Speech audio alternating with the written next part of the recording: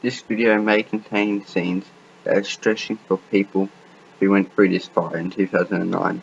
I'm asking for anyone who went through this fire not to watch this, please.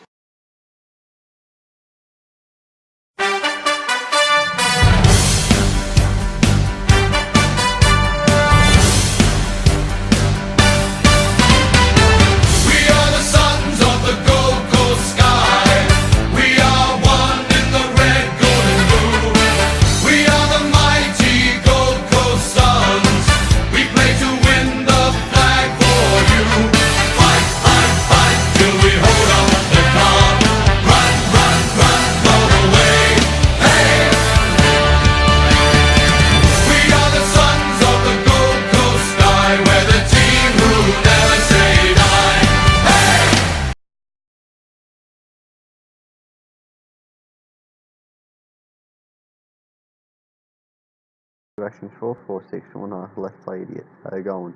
Welcome back to Inside the Firestorm Part 2. Okay, where we go from where we left off. And I hope you enjoy this. Like I said in Part 1, who went through it. He has been warned.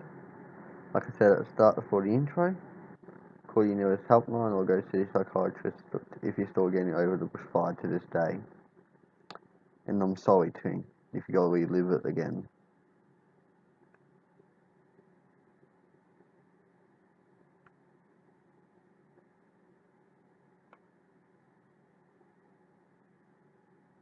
Bloody hell.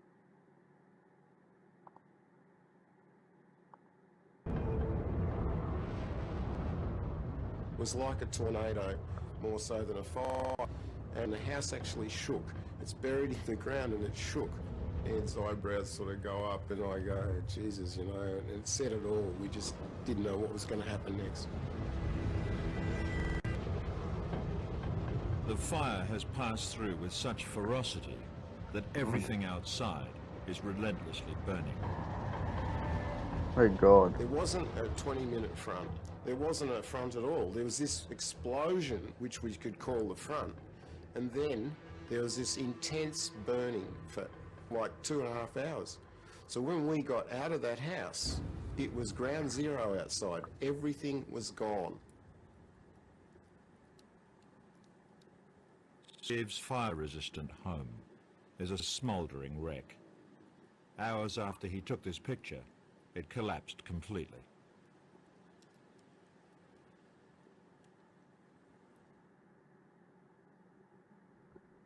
The Vargas have lost everything they own. Their neighbours lost much more. Stephen Lackas stayed to defend the family home. His wife Sandra and son Bailey left with minutes to spare. Stephen perished. Black Saturday has claimed its first life.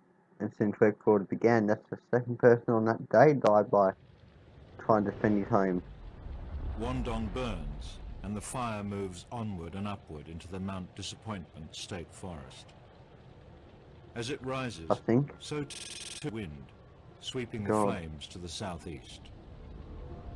Nestled on the other side of the range, directly in the fire's path, is tiny Strathewen. Mary and Peter Avola can't see what's coming.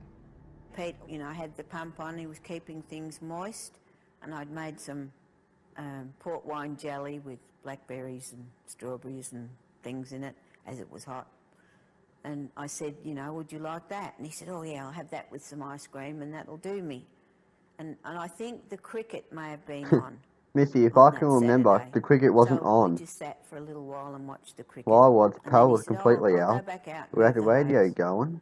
And still, we were calm. With no cricket over the radio because of this. The Avolas feel the heat, but not the danger. And there is a failure of the system. CFA staff prepare a draft message predicting that the fire could hit various towns, including Strathewen. But the warning is not sent to the control room to be uploaded onto the CFA website. Mary and Peter have no idea what's heading their way. I said Also, to I Peter forgot to that put, I'll say in just the get first on part, the I put the internet and have a information look about and see what's every going on. bushfire front So I got there onto was the featured CFA in this site, but down all below the in the fires description. that were going on were sort of a long way away, and the time element, Checking the time. you know, there was nothing at all about anything that was near us. It's 46.4 degrees in Melbourne, the city's highest temperature since records began. Victoria is the hottest place I'm going there on next Earth. week. I'm in our backyard in Melbourne. It's the hottest day ever. Unofficially, the temperature's even higher. As you can see, our little thermometer, which is just sitting on the rubbish bin in the shade, has blown itself out. It's reading its maximum of 51 degrees. And I think I'm going to go back inside before I faint of heat stress myself. Victoria is becoming a furnace. A second was. major fire is blasting through the Black Range State Forest. It's less than 50 kilometres from where the Kilmore East There it is. fire sparked. But this time, fallen power lines are not to blame. People. Sickeningly, it seems this fire has been deliberately lit. It's racing towards the Murrindindi River and a popular picnic retreat. Within minutes, state emergency crews are on their way. You see the plume already within 10 minutes. It was big DSE. and black, and you see it was building. And a day like that with a strong wind, the smoke was low, and it's not a good sign. And I knew straight away first attack wasn't going to be an option. Even if you had Stay in 110%, defend wouldn't have mattered. the I knew people who you're going to even before protect. I got there. If they're only there. Jenna Pritchard, her partner Josh, and their 2 young children are cooling off down on the river when they're caught completely unawares. With 15 other day trippers, they make a run for it. I could just see this wall of flames just beside us. There wasn't bush anymore, there was just flames, that's it. And yeah, I just kept on driving as fast as I could until we ran into the DSE guys, at which point Josh told me to slow down because we'd passed the fire and it was all burnt, so we thought we'd be able to get out. I look in the windows of these cars and there's kids. There's a lady holding a baby, and I was just, gee, where did these people come from? Back, and there's horizontal flames across the road, and there's no way known we could get those people back the way we came. It was then that I decided to take a stand in the river and use the river as a refuge. With fire surrounding on all sides and thick smoke descending, Jenna, 2-year-old Kayla, and Matilda, just 7 months, are bundled into a DSE truck. Oh God. I remember holding Matilda in my arms and I was just looking down at her while she's just laying there, and I'm trying to give her the bottle, and I just thought she's just got to keep breathing. The kiddies, they were petrified. Every time I opened the door up, they were screaming. The adults, I think they were worried too. I could see it in their eyes. No doctors, no ambulance, nothing could get in to help us if they suddenly stopped breathing from all the smoke. There's heaps of embers. Embers are flying across probably as quick as a wind, probably 60, 80 kilometres an hour. You just hope that one of those big trees isn't going to come and clobber the whole lot of us who are standing in the river. I did think that I would get out. Oh, God. I didn't think the kids would. I thought that I'm going to be here with the kids and they are going to die. And that's basically, yeah, that's what I thought. It's almost 2 hours before the fire finally dies down. Jenna and her children make their escape. I just remember just gasping for air. It's just like there wasn't a lot of oxygen in the air. It was that hot and that stuffy, and you just breathing in smoke. You could barely even breathe. The toughest moment for me would undoubtedly be when I opened the door of one of the vehicles up where the kids were in, and I took a little girl out, and she just hung on to me so tight. And I just kept saying to her, "You're going to be okay, you're going to be okay." And I was trying to cover her from the smoke, and it was only about 10 15 steps and we're in the vehicle, and she was safe anyway, so that was good. That was the hardest moment and the best moment, probably.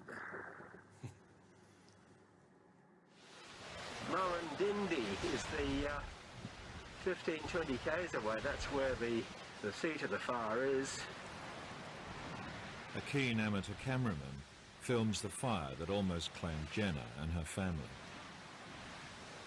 The wind is blowing across in front of me from my right to my left, in which direction the smoke is. But like hell, I hope the fire doesn't change direction. Just a few yards away, his heavily pregnant daughter Emma, son-in-law Jonathan, and 3-year-old grandson Otto are at home in Buxton. Get them out of there. With the fire heading away from them, things are fairly calm. Okay. Hello everybody. There's But still, you won't young take a Otto, chance. Emma, Get them out of there. who is expected to produce it any day. Dear oh dear. Actually.